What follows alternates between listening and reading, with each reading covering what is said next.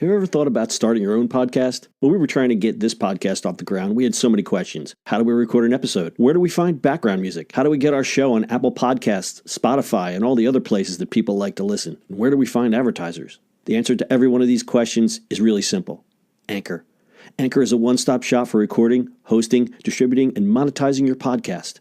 And best of all, it's 100% free and 100% ridiculously easy to use. Anchor makes it simple to get up and running. You can upload and schedule your podcasts ahead of time. It publishes to all the major podcast platforms. You can easily check your stats. I could go on, but instead, why don't you go and get started? Go to anchor.fm/start to join the e-commerce minute and a diverse community of podcasters already using Anchor. That's anchor.fm/start. We can't wait to hear your podcast.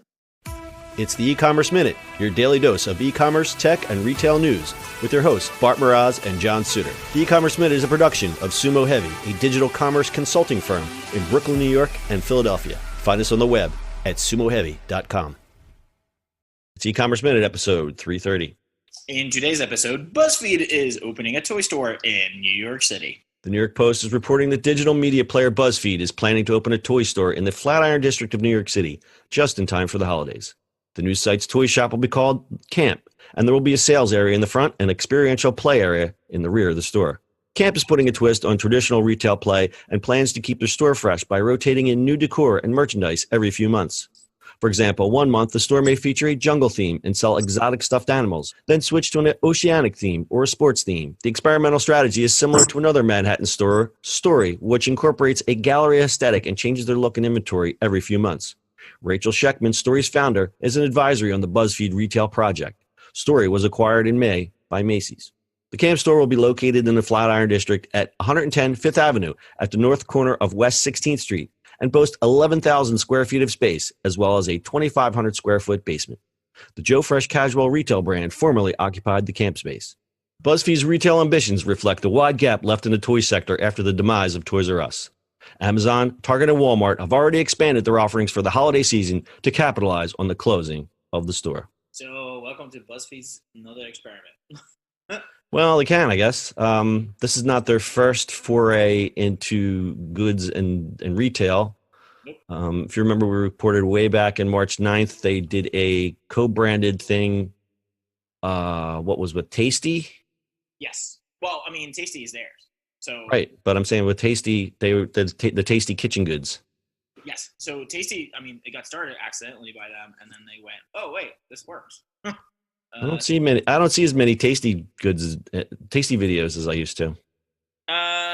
Because there's other things out there. So you think my algorithm is just saying I'm tired of Tasty? yeah, but I would rather have more Tasty than. And some of the other garbage out there. Correct.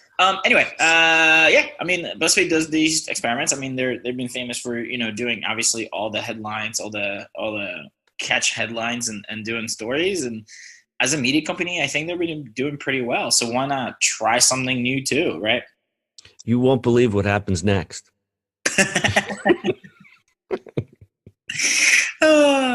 Is that going to be a tagline on the toy store? You won't believe what happens next. Yeah, so it's obvious that everyone, the Sharks have circled. They see the big hole left by Toys R Us. And FAO. Walmart has said last month they'll boost their toy assortment by 30% in store, 40% online. Target says they're planning to double its new and exclusive toys for the season. And Amazon, which we had reported, is doing a toy catalog. I haven't seen it yet. I don't know if it's out.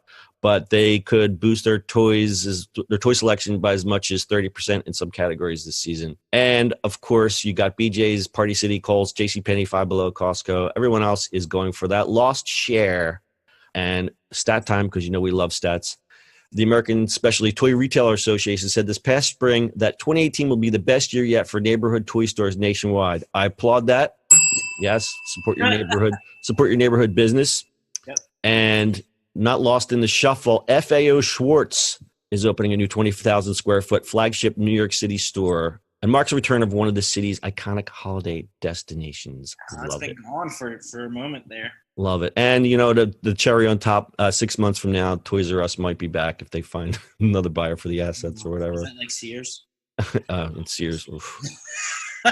Put a fork in Sears. I'm not even sure if we should even do a story on Sears because it's always seemed like such a foregone conclusion, and it's so freaking sad, but it's the way it is.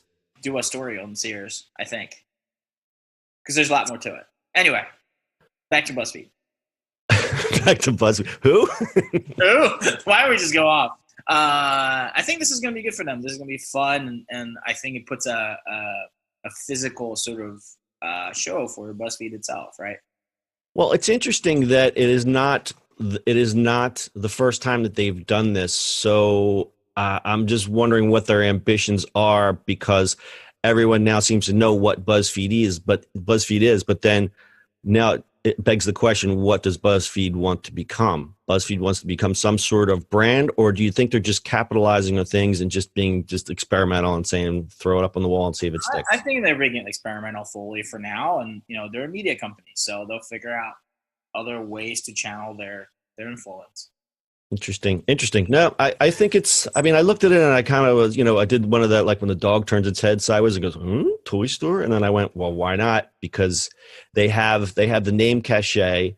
They could do it as a pop-up and just be like, hey, it's just a fun thing that we did. They'll make money off of it. I don't see how you lose. So, if anything, brand awareness, if they're putting this thing right in Flatiron, it's like brand awareness right there during the holiday season. So we'll see. It doesn't really say that this thing is going to stay open forever and ever. It might just be there for 6 months, might be there for a year, it might be there forever. You never know.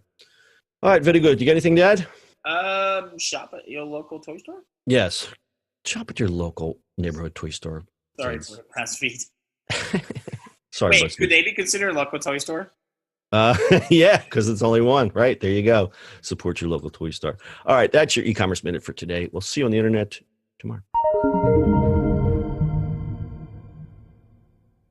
That's it for today's show.